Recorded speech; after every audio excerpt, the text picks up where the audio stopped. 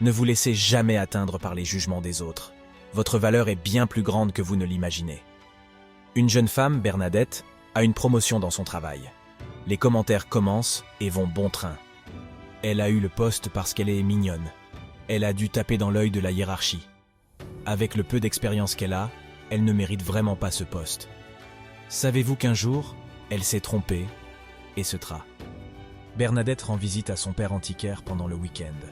Elle lui raconte sa promotion, son stress, les moqueries des autres et tous ses doutes après toutes ces attaques sournoises.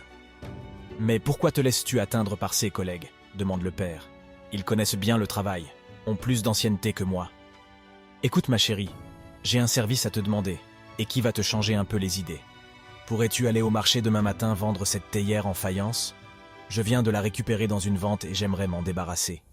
Mets-la en vente à 90 € minimum, s'il te plaît. » 90 €, ce n'est pas excessif comme prix ? Écoute, compte tenu du prix que je l'ai payé, il me faut cela. K te fera un petit exercice de vente. Le lendemain, Bernadette passe sa matinée à essayer de vendre la théière, mais rien à faire.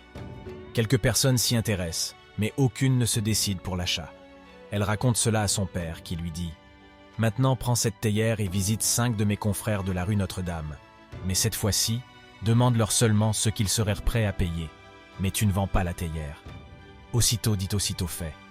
Le premier antiquaire lui propose 400 €, d'autres plus, et l'un va même jusqu'à 1000 €. Bernadette n'en revient pas.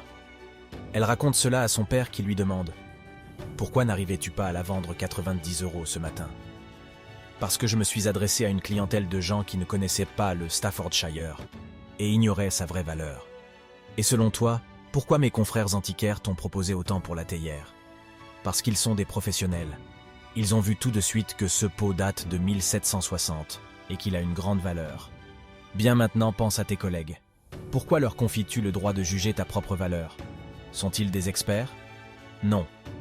Vois-tu ma chérie, ne te laisse jamais atteindre par les jugements de ceux qui ne sont pas des experts.